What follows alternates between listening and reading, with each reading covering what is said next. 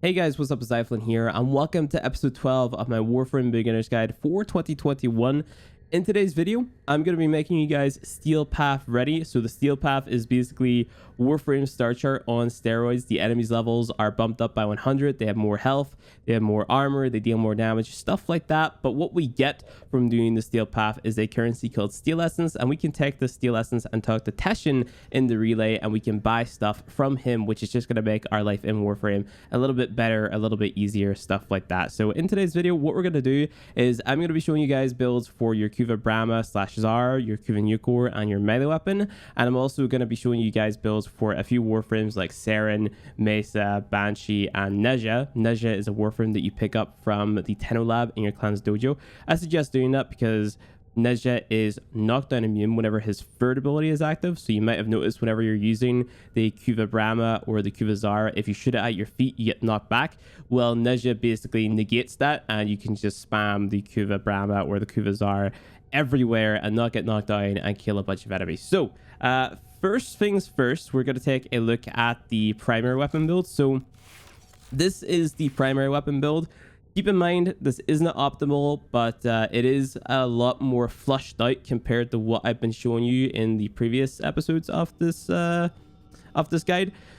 What you're looking to do now, you're sort of at the point in the game where you're looking to like finalize and solidify your builds, if that makes any sense. So you're looking to get more end game worthy stuff, right? So I'm going to be showing you guys a few examples in this video. Again, they're not totally optimal because we're missing our Excellent slot and we're missing our Arcane, but they're good enough for Steel Path to at least get you started with the harder content within Warframe, right? So I'm just going to go through and explain the build a little bit. So we have Serration on here for damage. We have Galvanized Chamber for multi-shot. That's pretty standard. We have a new mod on here called 100 Munitions. You get this from Plains Vital on bounties. And what this does is whenever you land a crit, it has a chance to apply a slash proc, which is really nice. This is a damage over time status effect. And if you guys remember, I explained that the viral status effect is actually going to increase the damage that we deal to an enemy's health. So remember I told you guys to get a Toxin Kuva Zar or a Toxin Kuva Brahma? That's because if we throw on cryo rounds, it combines with the innate toxin to make a viral, right? So it has a chance whenever we shoot an enemy to apply the viral status effect, and then because we have 100 munitions on, it has a chance to apply the slash proc at the same time to deal a lot of damage. So Galvanized Scope is on here. So on headshot, 120% chance or critical chance when aiming for 12 seconds. So if you've got the Kuva Zar, which is the one that I really recommend over the Kuva Brahma, basically you have a rocket mode and you have a shotgun mode, right? So the shotgun mode with Galvanized Scope is going to deal a ton of damage if you hit the head. It doesn't matter too much if you're using the rocket mode like the explosives. You could still use this build and it's great and it will deal a lot of damage and you can ADS and stuff like that. It just won't be as consistent, you know, because with the shotgun mode you're able to aim it at the head. And again, you can use this build on the Brahma as well. It's still going to work fine. It's just that this Galvanized Scope is more so for those really tanky enemies like your bombards and stuff like that. You could swap to the shotgun mode on the Kuva Zar, aim at their head, and they're going to die really fast because you're using like a concentrated shot to the head. And of course, you have this mod combining with the slash, the viral, and the headshot multiplier, which is just going to make it deal insane damage, right? So that's why that is there. A lot of crit chance, really nice, combined with critical delay. So critical delay is minus 20% fire rate. You may want to consider running point strike on the Kuva Brahma if you don't have a way to counteract the negative fire rate. So this is just going to give us less fire rate, and normally what you use is a mod called anemic agility. But because like everything here sort of works in combination with one another to deal a lot of damage via the slash procs and stuff like that, we don't want to be making compromises, right? We don't want to take off the beam mob. We don't want to take off hot munitions. So I would recommend running a frame which can increase fire rate, or running an Arcane if you got it from Eidolons called Arcane Acceleration on your Warframe. And that is going to increase your fire rate whenever you meet a certain condition, right? So that could be really useful if you're struggling with critical delay, or you could just take it off and run point strike if necessary, right? So we have our beam mod on here. Remember, this is a multiplicative buff. Normally you would have your prime version in here, but because you're a newer player, I'm assuming you don't have that, so I'm just running the regular version. It's important to note that you're going to want to swap your beam mod whenever you're going into a different faction, right? So if you're playing against Corpus, you want the Corpus one. If you're playing against Infested, you want the Infested one. And if you don't swap it out, you're going to notice a massive fall off in damage. Like, you're just going to sort of feel it. I know a lot of people like to call beam mods bad because you have to swap them out, but like, you have to swap elements out in this game as well. So I don't really like that argument, but whatever, we move. We've got Vital Sense on here for critical damage, and a Cryo Rounds, like I said, to combine with our Innate Toxin to build the Viral. So this is your sort of like primary weapon build. Again, I recommend the Bazaar over the Brahma. I just like it a lot more, but you can of course use this build on the Brahma if you would like. And yeah, so moving on to the Nucor. The Nucor is the same as I showed in the previous episodes. It's just for status chance and status duration and stuff like that. So all we do is throw in a ton of status mods. Again, we're making viral and heat because we already have magnetic and radiation beasts, and we want to invest the most into viral because we want to be stacking up 10 procs of viral on the enemy whenever we're holding left click on them, right? So Frostbite, Pistol Pestilence for the viral, then Scorch for the heat, Sure Shot for more status chance, Bar of the Fusion for multi-shot, Anemic Agility for fire rate, Lethal Torque for fire rate and multi-shot, then Seeker for punch through, and it's really nice. Secondary dexterity, you don't have an eject magazine, you won't have the Exilus thing to throw in here, so just totally ignore those and copy this build right here. And then moving on to our melee. Your melee, you can use whatever you want. For this demonstration, I am using the Broken War. So the Broken War was a reward that you got after the second Dream Quest. You may have used it to craft the war, and if you did, that's unfortunate because the Broken War is better than the war. But you can use any melee weapon that has mainly slash damage on it, and you should be good to go. I recommend maybe checking out the Sky Jatty because that was a reward from the second Dream Quest. The only downside with the Sky Jatty is you have those Umbral polarities on there, so that could mess you up. But either way, just go out of your way to get yourself a melee weapon that has high slash damage, decent critical chance, and decent status chance, and you should be good to go. So with this build, the stance mod that you've got on is going to change depending on the weapon that you're running or the weapon type that you're running. I'm going to have a link in the description below over to my website, and on my website there's going to be a page talking about like the best stances for every single weapon category, and it'll show you where to farm it up, so make sure to make use of that. But other than that, Condition Overload, because this is basically just our melee damage mod, right? It's better than Pressure Point, it's better than Prime Pressure Point because we're making use of the Nucor, which has 4 elements on it. Then we have Berserker Fury for some attack speed, Drifting Contact for combo duration and status chance, and this is very important because we have Blood Rush and Weeping Wounds equipped.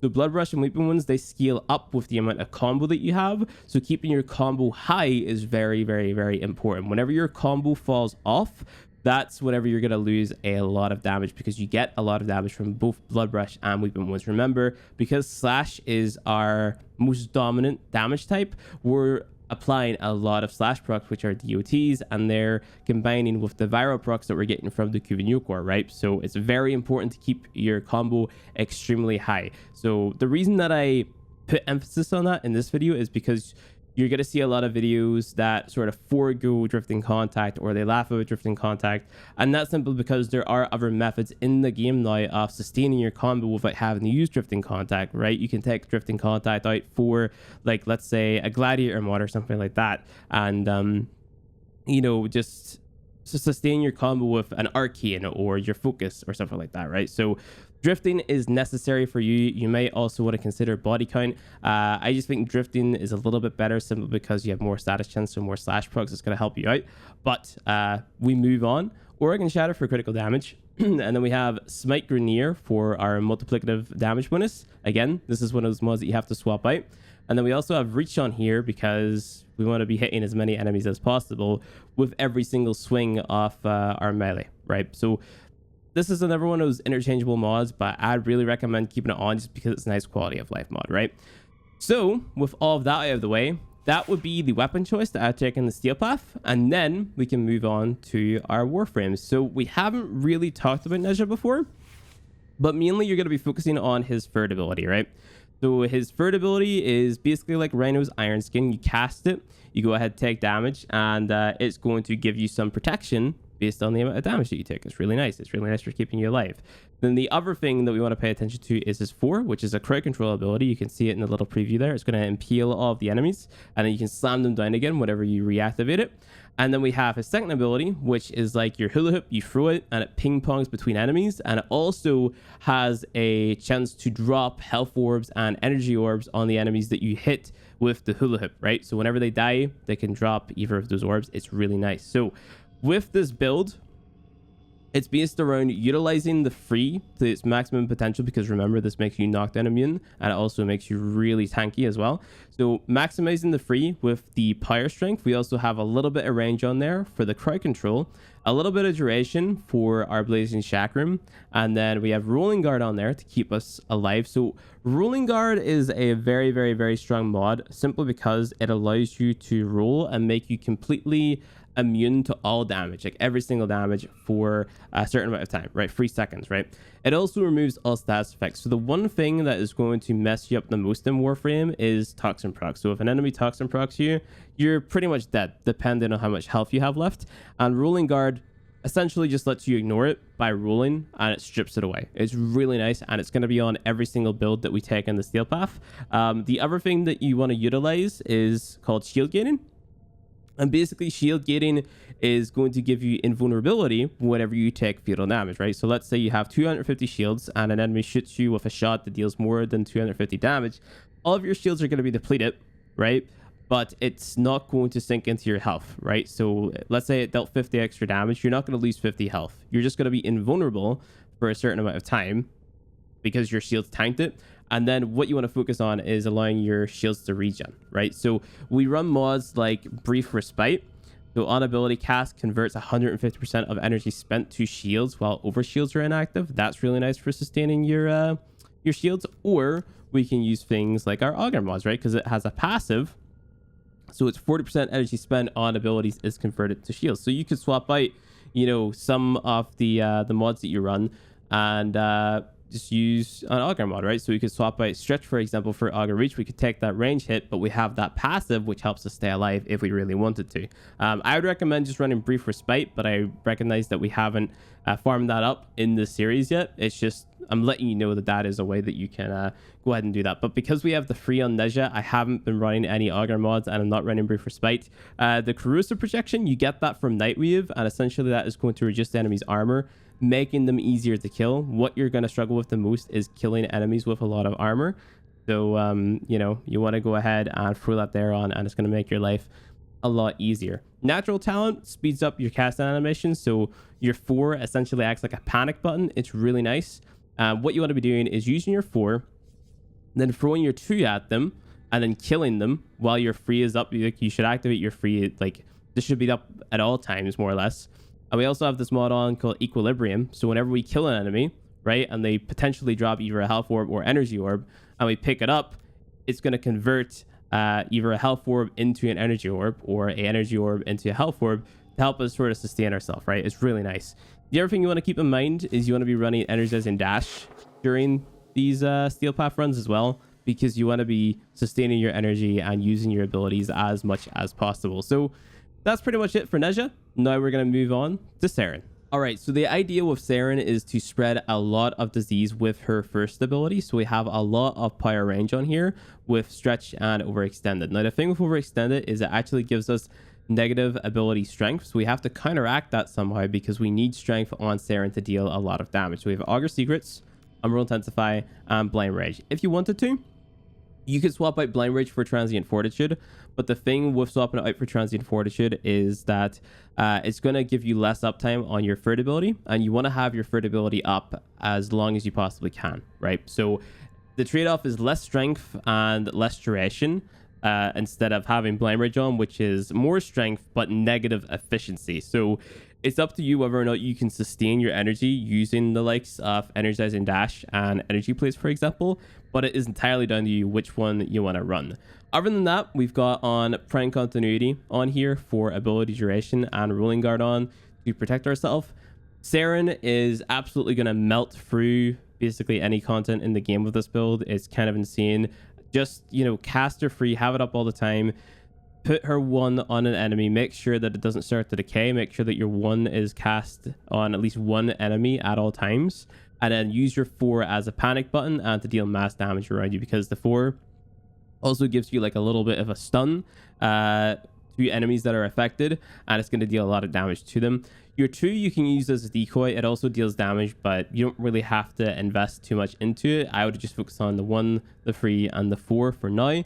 And yeah, she's an insane frame. Just use her with the Cuban core and the melee weapon, and you will slice through every single enemy like butter. Next up, we have Mesa. Mesa is pretty straightforward. You press your 2, you press your 3, you press your 4, you hold down left click, bad guys die. So with Mesa, we only need to get to 119% pyro strength, because that is the number that is needed to get 95% damage reduction on her free, and the majority of the damage on her regulators actually comes from the mods that are equipped to her regulators. So with this build, we have a little bit of efficiency. We've got on streamline for that.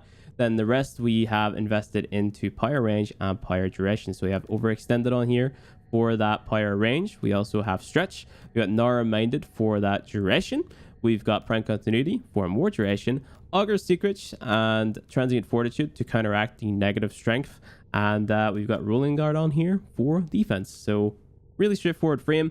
The other thing that we have to take a look at is our regulators. So this would be the regulators build that I would recommend right here. So this is your beginner based one.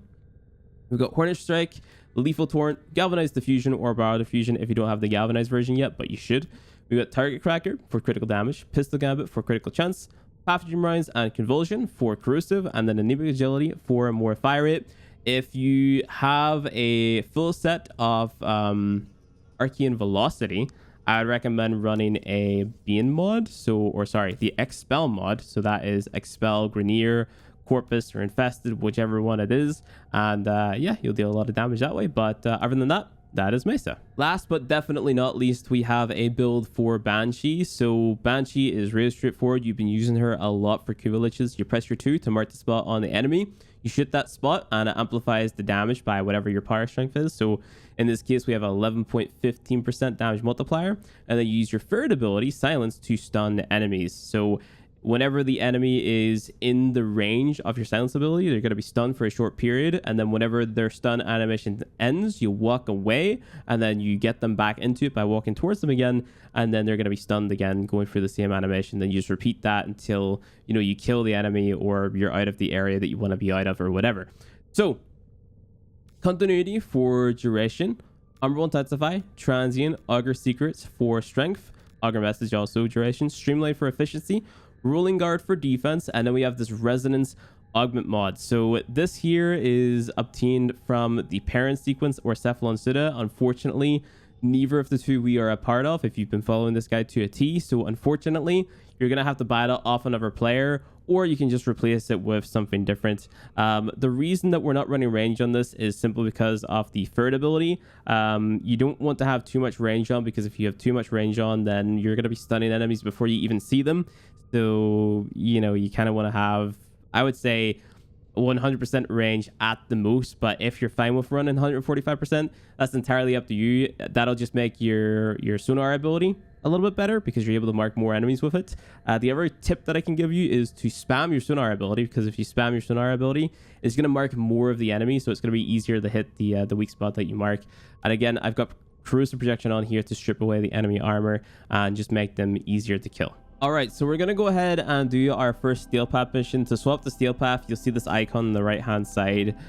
Just make sure to have it selected. If you don't see this yet, it means that you haven't spoke to Teshin after completing every single node on the star chart. So go to the relay and talk to Teshin, and he'll talk to you about Steel Path, and you'll be able to do this. It shows you all of the modifiers. It shows you that, you have more resource drop chance, more mod drop chance.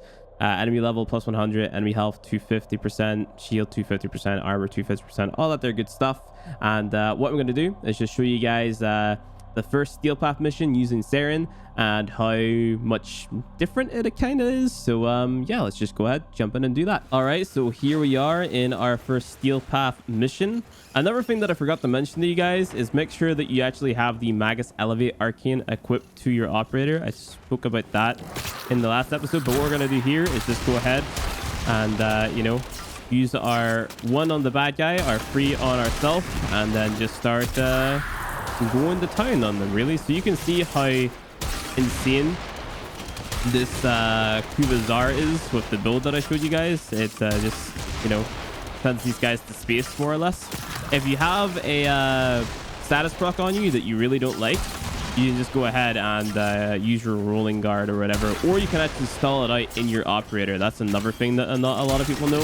So if you have something that's just like eating away at your health, just go into your operator and then, you know, just wait it out in there. So you see that I actually got stunned because I don't have any knockdown immunity on me here, but it's all about just sort of like being mobile, right? So then the enemies don't hit you, and then also paying attention to like your health and whether or not you're like procced by something devastating like a slash proc or a toxin proc or anything like that. Realistically, toxin procs are the most deadly.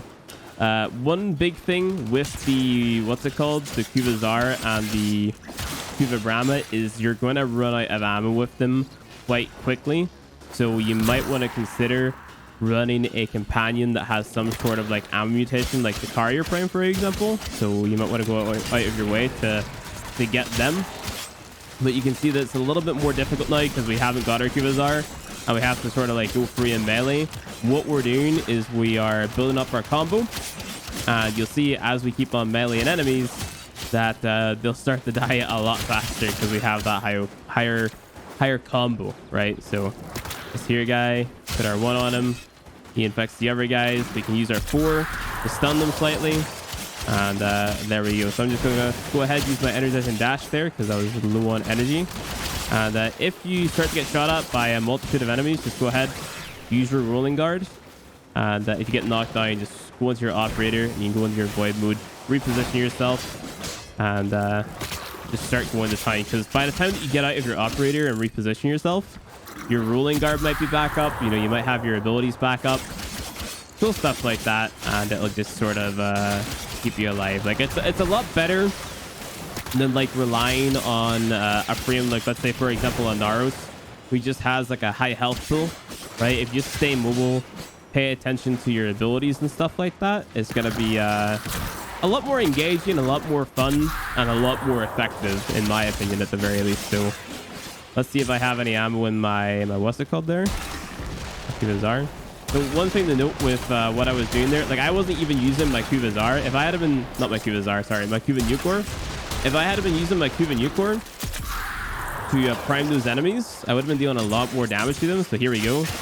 Like we deal a lot more damage. The reason that I was dealing so much damage to them prior to using it is just because of my combo and the build that I'm running, you know? So, and also the fact that I'm running Sarin, and you know, your 1 applies the status proc, your 4 applies the status proc, all that there good stuff. So yeah, one thing that might happen during these missions is an enemy called an Acolyte is going to spawn in, and it's basically just like the Stalker.